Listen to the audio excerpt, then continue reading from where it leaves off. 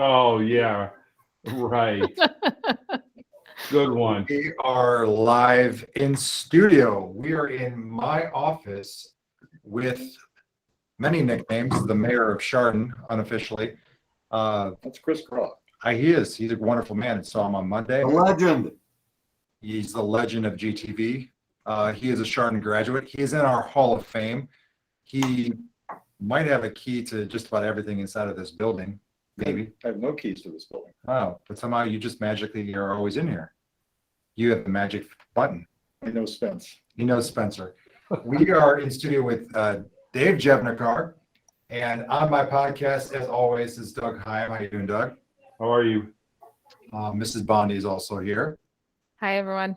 and Doug Snyder is here because I would say 4 out of 5 days in a week, Mr. Jevnikar is in Mr. Snyder's office for something. Bailing me out of some kind of a problem, usually. Bailing you out. I've never been in the principal's office before. That's a lie. So let's start with that. So back, you are a class of 70? 68. 68. Class of 68. You celebrated the 50th year a few years ago. I gave you a shout out there. It's kind of a celebration. It was a celebration. And who was principal back then? We stumped him already. Eugene Galifo. Eugene Galifo. Was it in this space? This space was non-existent. Right. Where was the principal's office? Around here. Oh, in this general Yeah, area? it's around here, sure. Yeah, we called him the Greek. The Greek? He wasn't Greek, but we called him. I would like for all of our listeners out here to hear the story of coming from the center of Town Square down to this new building. Because your class was, were you the first? One of the first? I'm worried about you. What? I graduated in 68. The building was occupied in 51. I understand. But you tell me this story of how people brought furniture down from Park. Yeah, Barney Campbell's class, the class of 54 or 53. They were in a school that was the high school, which is no longer there. It's where the playground equipment is to the north of Park Auditorium. That was the high school for a zillion years.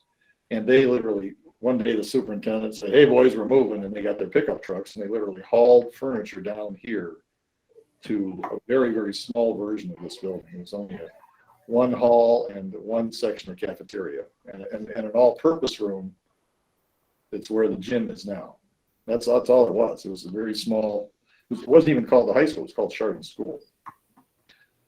So Yeah. That was 1953, maybe? how many students were in your graduating class? 172. 172. And many of them are Still alive. Still alive, but many of them are still around this area. Our class was kind of a surprise, but yeah, our class stuck around pretty much. A lot of classes haven't.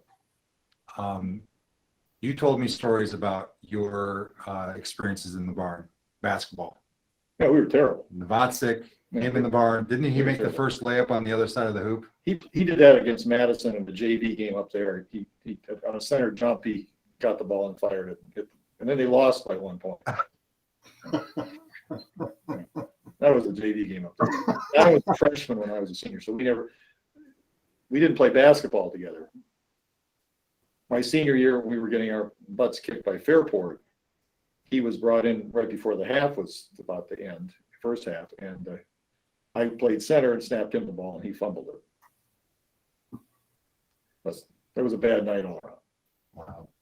Actually lost a girl that graduated the year ahead of us was actually killed that night. She was at Miami and was leaving Oxford to come back for homecoming and died in a car accident just outside of Oxford. Wow. It was a terrible homecoming. Yeah, we got it for a lot of reasons. Yeah. So after graduating in 1968, where was the next steps for you? Because you're a lawyer. Well, I went to Baldwin Wallace for 2 years, but I really didn't like the school, and I'd been accepted at Denison, but I hadn't gone there. But then I went to Denison for the last 2 years, graduated. And then while at Denison, I got into the college radio station. and was interested in broadcasting. So I went to Ohio U and studied broadcast management, got a master's in that, and then went out and worked in television for a few years. But that is a business. It's a very, very tough business. There's a lot of moving around. There's a song, I think Harry Chapin or somebody, the morning DJ on WOLD. You moving up and down the dial, kind of like WKRP, and that's what that life is. It's a very, so I said the heck with it when I went to law school. With law school, Yeah. and tell us all of the various, that if you can recall all, different board memberships that you've been involved with, or committees. I mean, Rotaries. I'm in the Rotary Club, but I'm not that active a member. The Chardon Alumni Association, the Chardon Schools Foundation, and the Boosters. How old is GTP? Well, we avoided your graduation 96. in '96 and went into business in the fall of '96. A smart move. Yeah, and then so we started then. And I'm going to have questions later about things that you've covered, and because you cover all of Geauga County. No, only the northern section. So you don't, you're at, With Berkshire, Cardinal, Chardon, and NDCL, basically. okay. Those townships and villages. Oh, that's right, because you're not at Kenston. Not Bainbridge, Russell, South Russell, Yeah. Chesterland, no. They never bought into the idea of funding local programming. They either kept the money or limited the fee or whatever, but no, they never got into it. So Doug Snyder, I'm going to transition to you because this will be fun to engage, because you have had numerous conversations with Dave Jevnikar. I actually hired him as an announcer before he taught here for the Akron Springfield Chardon game, which was the first game in the new stadium. How'd that go? That's a funny story because I didn't know who Dave was yet. Just moved into Chardon in the fall of the August of 2000, and my phone rings, and this is so long ago that we still had a landline.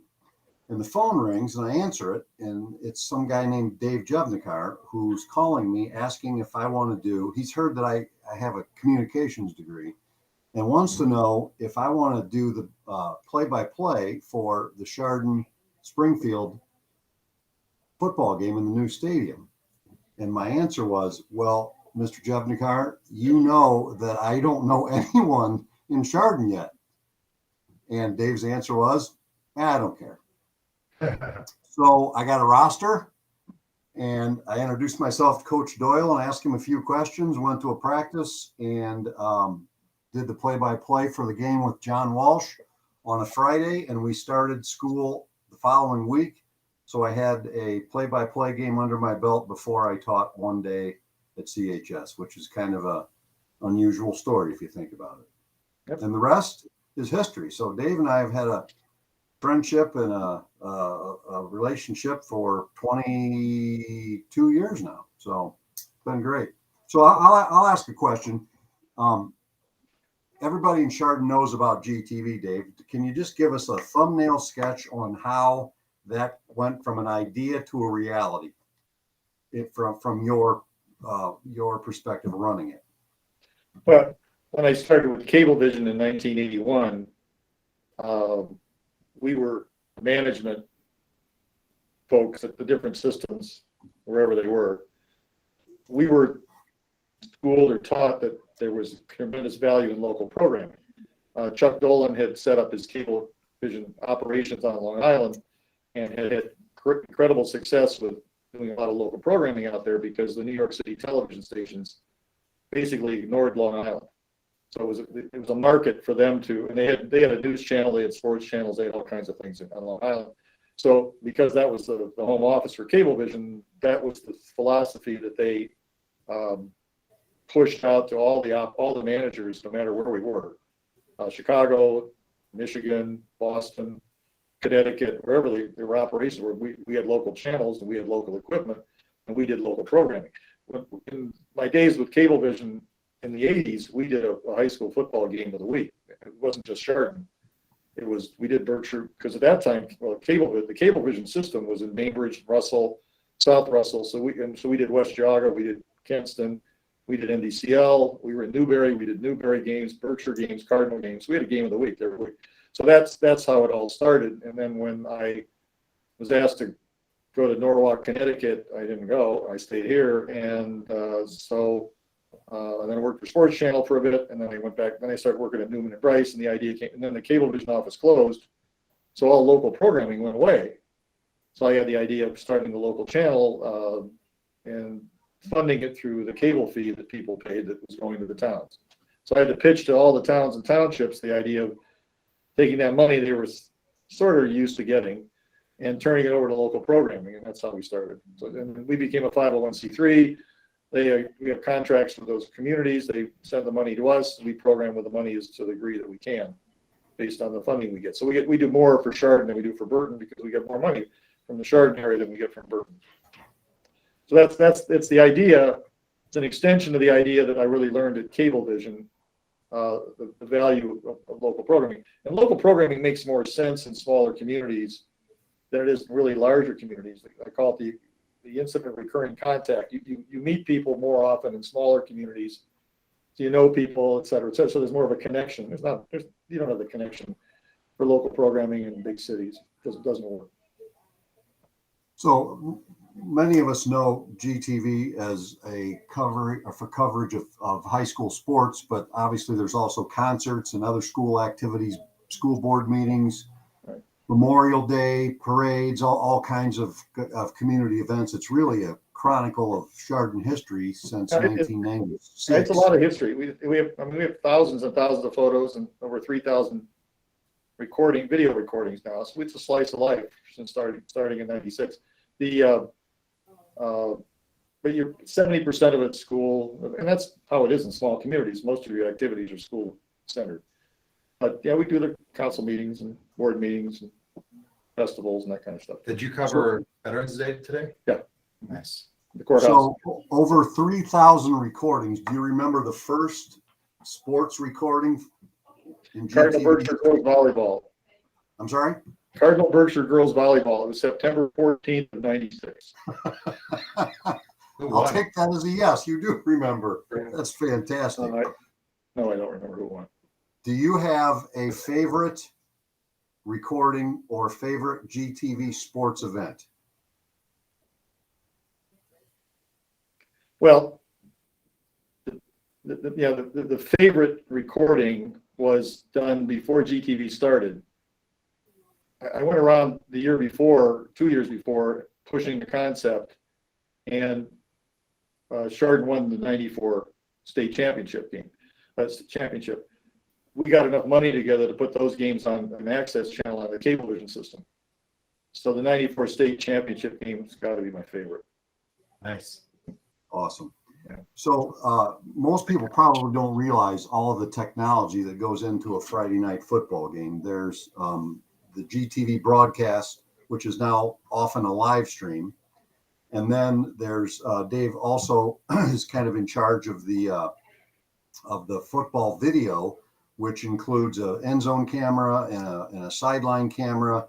There's a TV monitor on the sideline where they can, if the offense is on the field, the defense can look at video from the previous series. There's just a ton of technology involved with this. So, Dave, for a guy that graduated in 1968, when you may or may not have had a party line for your telephone and your telephone was hanging on the wall, how do you keep up with all of the advances in technology to be the guru that you are? I have no idea. It's just a lot of fun. It's really interesting stuff. I mean, I've sort of had it, through the whole Cablevision days, you were involved with a lot of technology then. You just sort of learned, I guess probably that's where it started. It was really the technical side. Before that, it was English and economics. That's what I studied in college and law school and all that stuff. But it did change considerably when you were at cable. Because when I was at Cablevision, you got to understand, I was building a cable system out here, and I'd never done it before. We built 350 miles of cable plant in this county, and I learned an awful lot on the fly because you had to learn stuff because it stopped, the buck stopped here, so to speak. And, I mean, I had people in New York I had to rely on because I didn't know what I was doing, but you learn as you go.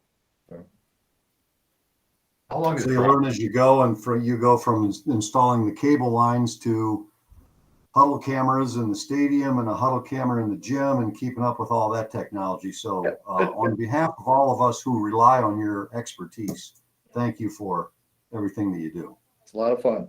A lot of fun. It's interesting puzzles and challenges too. Yeah. How long has Brian been with you? I mean, he's a guru with the camera. He's phenomenal. Yeah, he really makes it go. I was watching we did a show on the theater reopening. We just aired this week, and he's very creative. Puts together a great show. He does. A lot of nice concepts with a lot of nice touches, you want to so to speak. He's about 8 or 9 years, I think. Multiple cameras that he's operating with switches Yeah. and transitions on the fly. Yeah. I watched it live at the choir concert. I Yeah. was mesmerized with Yeah. him walking around with a tablet, changing camera shots. That's a neat system. I stumbled on that system a while ago, and it allows him to control several cameras and inputs with a laptop. It's its own private Wi-Fi system. Mhm. And what's cool about that is they're all separate recordings, so that if he makes a mistake in post, he can correct that because he has other recordings that are better. Yeah. And he can lay the better recording in if he has to on post. It's pretty neat. It's really awesome. Yeah. I'm going to transition to Mr. Heim or even Mrs. Bondi. I don't know who wants to go first today. It doesn't matter to me. I'm sitting here, so I'm exploring GTV website as I'm sitting here, and I'm watching the live camera of Chardon Town Square. I mean, you've got a lot of cool little features on here. What's next for GTV? Like, if you had any ambitions for what's coming next? I wish we were more portable. We're running into that challenge right now with the Canfield game. We are relying on their technology down there to hopefully stream, and that's a tough. We're keeping our fingers crossed it's going to all work tomorrow night or Friday night. More portability. I'd love to have more. I'd like to have more programming, more variety programming. It's hard to get to find out things, and one of the reasons is that everybody's doing their own programming now. Mm-hmm. There's this thing called podcasts. Right. People are doing their own thing. We So can put this on GTV. yeah, that's that everybody's streaming their own. Everybody's popping their own Facebook Live and on and on and on. And so I wouldn't say there's a lot of competition, but there is. Think about it. There are an unbelievable number of avenues, streams, whatever you want to call it, outlets out there for content. It's exploded. Are you exploded. saying you would like us to come host podcasts for GTV? Absolutely. Okay. You have a wonderful database that we kind of use, a cloud system that we promote all of our Yeah. TVs with. So you can put these on there, which then goes to your streaming channels. I have the keys Yeah, he's got a password. because that's where I put all the videos, the football videos. Right. Dave wants to hire me. I- Back, The transition. afford you? I have a transition plan. When I retire, he's retiring and he's going to come manage GTV. You didn't know that, did you? I mean, He's got. That sounds like a good fit. the He's podcast, got all the he's got videos the every skills, Friday, all the photos. He's got all the toys. Yep. He's got all the skill. He does all this stuff in the middle of the night. I'm sleeping while he's doing all this stuff on some Saturday night, Friday night. It's a logical agree. progression. I think it makes sense. There's no pay, but other than that, it's great. we'll have to have like Tesla as our sponsor. We can start putting GTV out in different countries because we'll be that popular. We have any chicken or steak today? Oh, we do. Hey, just so everyone knows, this is the most popular game of our podcast. But then again, it's the only game we have, so how could it not be the most popular? Dave, I got a few questions for you, and you can't pass on them, so I'm going to put you on the spot. But I'm going to lob one up for you for the easy one. Coke or Pepsi? Coke. Coke. Okay. Now we're going to get into some tough ones. Better coach, Doyle or Hewitt?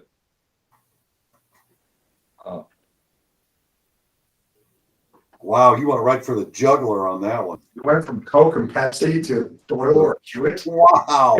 Different. This is loaded. There are actually two answers to that. I think from a technician standpoint, Doyle. From an inspirational standpoint, Hewitt. Great. Great. Hewitt motivates. I I think can tell you're an attorney. I think Hewitt's a better motivator. Doyle was an unbelievable technician. And he was more closely involved in the offense, et cetera, than I think Mitch might be. Mitch was more of a defensive coach. Well, and then this leads into the next question. Who's going to win that game, the 94 team or the 2020 team, if they played each other? Would they be referees? That is a great point. If it weren't referees, it'd be 94. Yeah, 94. The referees, I think 2020. Navatsik he had the kids over the other night and showed them some old film of his, and they were laying on the floor, they were crying. They couldn't get off the floor. They were laughing so hard. It's just how athletes have just. Coach Navs, where are the face masks on your helmets? Yeah, I knew that. he's making fun of. I'm sure the photos have no face mask, wearing leather head. Oh yeah. I had a leather helmet once. Where do you enjoy broadcasting from? The barn or Memorial Field? Well, Memorial Field is more exciting. The barn is certainly easier. I'd say there's a little excitement when we had that WRC a couple of years ago, wouldn't you say? Yeah, There's a little excitement in there. You turn off all the lights. Yeah, it's how the barn should be with the lights out, Snyder. So, and I'm not sure. I'm assuming you saw Lee Kemp perform here at Chardon, and if you didn't, you could pass on this one. Greatest. I was gone then. So you weren't able to see, but I'm sure you heard stories. Lee Kemp or any other athlete coming out of here is maybe the greatest athlete out of Chardon. I heard when he would wrestle people and he would grip them. Sometimes their eyes would go, "Oh my God!" They didn't understand how strong he was, until he had them in this death grip. I mean, it was just like their eyes would pop almost when he would grip. I've heard that from a number of people. Yeah. So Murray, I got two more. Relentless, just a relentless. Oh, absolutely. I got two more, Murray, and then I'll turn it over to you. Dave, who would you rather not play? NDCL or Lake? Yes. There you go. Great answer. I know you go out to lunch often. In a few years, Coach Snyder's going to be retired. Who are you taking to lunch? You only take one. Coach Armelli or Coach Snyder? I didn't hear the question. If you were going to take someone to lunch, Armelli or Snyder? Snyder. Look at that. Why? Because he'd buy. Oh, yeah. Were you saying Coach Armelli's cheap? Is that what you're saying? Oh, no. You have been in Chardon for many years. You do like your Jersey Mike's. Okay. Well, I know you like Jersey Mike's. I like them all. You like certain specific things from McDonald's. What has been your either no longer in business or in business the best restaurant in Chardon? Bass Lake Tavern at one point. It's not quite what it was, but it's still pretty good. Okay. We're at the point of this podcast where we're going to get into thinking. People start snoozing. Yeah, no one's going to snooze. We're going to get some gratitude. But we also wanted you, because you said you're going to throw us some hammers. I thought this was going to be a roast. We're not roasting you. Oh, okay. We want to get to know you more. It's not over yet. Oh, yeah. So this is not. Apparently, he has not watched our podcast. We don't roast people. This is the last show, right? Oh my gosh. This is what is this? Season 3, episode 14.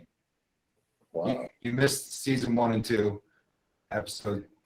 Season Don't 3, worry, episode. you can binge watch our watch podcast. Yeah. You always had video with him? Always had You video. always had all these honchos in the show? Doug Snyder he's a special guest appearance probably 4 or 5 times a season. I saw one where they were just all sitting here. Yeah, they're in here too. Yep.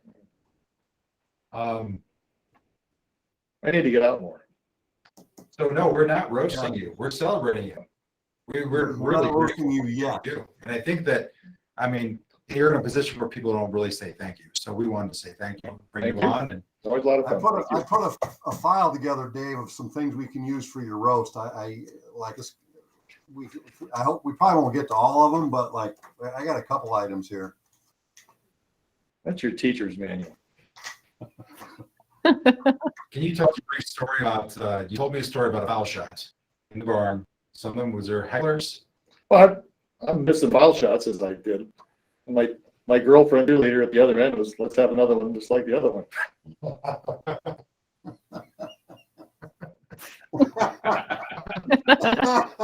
With friends like them, man. That's fantastic. It's like, when I was really little, I would come home from a football game and mom and dad asked me who won. I didn't know who won. We were just playing. Right? Yeah. Same thing with the cheerleader. They didn't know what was going on. They were just there. That's outstanding. Do you have questions for us? You obviously No, you have no questions for us. All right, so we're going to get into tomorrow night. it's all about me. It is about you. Tomorrow night we're in Girard. How many times have you been in Girard? This will be the second time. Second time. Okay. First time I was there, we were looking at their artificial turf when we were talking about replacing the turf here in '09. Have you been recently in their press box? Have you seen it? Only pictures. Pictures? Looks pretty impressive. Yeah, it's one of the modern press box. I mean, Mayfield South, North have the same kind of model press box. Yeah. It looks like a nice Do one. you have to test things out tomorrow? Well, we don't know. We've had conversations with their IT people actually trying to figure out if the internet connections are going to be stable enough for us to stream. But we've also, Bill Nels and I worked on a hotspot backup that we hope we don't have to go to. And if we do, we hope it works. When you run into stadiums and you get all these people showing up with cell phones, Yeah. a lot of congestion. So that's why we keep our fingers crossed. Yeah. Well, we appreciate all those things that you do, all the little details, because I think we have a really great relationship with GTV. We want to continue it. Well, I hope we do. We're under the gun a little bit with the city. So. Yeah, I was at City Hall on Tuesday talking about crosswalks, trying to improve safety. And not only was I there, but also Mrs. Tolte from the Nest, Oh, yeah. because there's the crosswalk right Right there, there, her place, right there, huh? and Marcy right there on the square. Right there. They've shared concerns about crosswalks not being visible enough throughout the day.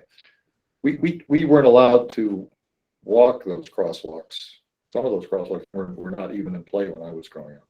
They were there, but I went to the park. We were not allowed to go that route. No one was allowed in the square, for example. You had to go in front of the courthouse, down Main Street, or down in front of the library and across, but you weren't in the square itself. Yeah. They have changed significantly since I used to work at Main Street Cafe and deliver like the little flyers of here's our restaurant menu for the next day. Mhm. There was I call it the cross walks, like literally if you look at a shape of a cross in the middle of that square, there were the main arteries, but they've added more. Yeah. Probably because of jaywalkers. Yeah. More concrete, more blacktop or whatever. Who would you like to give shout out to today? Anyone you want to give gratitude for? Well, I appreciate all the work you folks. I mean, really, I don't have patience to do what you do. There's no way I could ever do what any of you do. Crazy. Whether you're dealing with parents or kids or parents or kids or parents, I couldn't do it. There's no way. I'd probably be locked up. Yeah, we love our kids around here. I appreciate the problems. It's a very unique business you're in, profession. Well, we appreciate you appreciating the things that we do. Yeah. So I want to specifically give a shout out to you, but also to Brian. Brian is a phenomenal. It's almost like a video and sound engineer, creative person. He's always there, setting things up, always doing it beyond the hours. And I'm sure he's not able to be compensated as much as he would be earning if he was working for Channel 3, 5, or 8, or 19. But he's an extraordinary person. So I want to thank both of the work that you've done, because you're not only doing this for Chardon schools, we just see you here, so we recognize that. We know you do it everywhere else, but you have a strong connection because you are a Chardon graduate. So again, thank you for everything that you do. The Dougs or Amanda? Running out of time, folks. I want to throw a shout out to the entire drama department. I went to the staff show, and it was the dress rehearsal, but staff was invited, so that was cool. And I got to see the My Man Godfrey performance last night. So many awesome students acting out parts, a part of the cruise, the teachers, Mr. Lichtinger, I'm going to forget someone, Madame Dalton, Mr. Let's see, who else is involved with all of this? I'm going to forget someone. Lots of people. That's one. Yeah. That's one aspect of performance for all schools that we aren't allowed. Yeah. GTV isn't allowed to be involved with because of the copyright regulations. And It's frustrating. we like to televise those, or et cetera, but they're not in the past. But I think that's going to be changing over in the next few years, because there are different, with COVID, for example, a lot of programs morphed to a streaming situation, and they were selling tickets online, et cetera, et cetera. And so a lot of these companies with the rights to these programs, these plays, are now thinking in different tiers of rates. So you can actually pay for the rates or for the rights to do different things, and it may provide some more flexibility and provide the kids with more exposure to. Absolutely. I mean, you look at, we just mentioned Huddle, and then I can pull my little game tape and put it to colleges, but we have a lot of kids that go off to Otterbein and various schools, Baldwin Wallace, for performance. Right. And so they're taking, a lot of it's based on auditions and not even on recording. So that's a great point. Or handheld with lousy audio. Yeah. Thank you for talking about my work. I didn't mean you. I'm messing a message. Yeah, I'm just going to add to what Miss Bondi said. I got the playbill out, so we don't want to miss anything. Miss Bernacki with the business crew, Miss Kilfoyle with makeup and costume, Mr. Herner and Hayden Coe, a recent graduate, with the props and the stage crew and everything they were doing last night. Great show. It was a dress rehearsal, but it felt like felt like we were right there. And Miss Bonnie and I were lucky to get front row seats. So I would definitely say come early, because those front row seats are where you're going to want to be for this fall play. And that's a tough room. It's always been a tough room. Audio is always difficult. In that room, because it was built in the 30s with a gym floor, the acoustics in that room are really, really difficult. So when they can make it happen, it's really an accomplishment, a technical accomplishment, not only the theatrical one, when they can be heard throughout the room. Yeah, everything was spot on. I agree. There weren't many mistakes. I even said that to the kids today as I saw them and passed them. I mean, for a dress rehearsal, I felt like we got a good deal on that one. So I always feel badly about the fall play with football going on, because they end up Missing it. conflicting. They lose Friday night. Yeah. It's always a tough thing for them. Spring's much better. I guess they're going to do Beauty and the Beast in the spring. Yes, Beauty and the Beast. Looking forward to it. Senator, you want to give her a final shout out? Yeah, for sure. I'm going to give a shout out to the drumline and Mrs. Lickler. They're always there. When we need them, we've kind of worked them a little more than normal this fall with the cross-country teams, both boys and girls, qualifying for the regional and the regional volleyball team, and they'll be back in action tomorrow for the football. So they do a great job. They're add a lot to the Friday. So appreciate everything that they do. Yeah, just in closing, I want to thank you again for coming on our show, and I look forward to seeing you tomorrow night. You are always a connoisseur of the game. You kind of know a lot about sports. It's really amazing to see. Did you hit record? I did hit record probably about 35 minutes ago. And I also love the humor. Those of you in our building that have not had a conversation with Mr. Jevnikar, you need to do so, because he employs many. He can employ you to do the great work that right now that we have Sweet doing. Julianne Sweet's doing. She's actually the best, not the other kids we've had in the past, but she's actually the best student we've had working on our system. Yeah. She comes up with stuff on her own, which, it's great initiative on her part to do a lot of those things. She's really terrific. Yeah. We're glad, and what's really nice, she's a junior. Got her again. And you know what? Hopefully. There's more Sweets. Okay. Well, you just worry about as they go through the grades. Sometimes when they become seniors, they're not quite as interested. With Julianne, she's so busy. So she has tennis and also, I think, majorette. Yeah. And then she has basketball. Yeah. And she might do something in the spring, but also they have the ice cream truck. So she's always busy. Right. And this is just another way that she's trying to. She's able to fit it in. Yep. She's a great kid. Glad we've got her. Yeah, it's a lot of fun. Well, we thank you for being on our show today. And once again, we want to remind everyone to head out to Girard tomorrow to watch the Hilltoppers take on Canfield. It's going to be one heck of a battle. And I believe, as I heard, it's going to be a red out.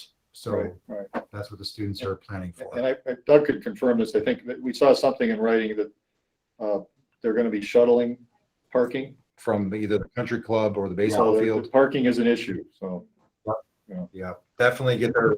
Gates open 5:30, be early. yeah. All right. It'll be Well, fun. Thank you. thanks for being on. Everyone have a great night. Appreciate it. Go Toppers. Go So Toppers. Toppers beat Canfield.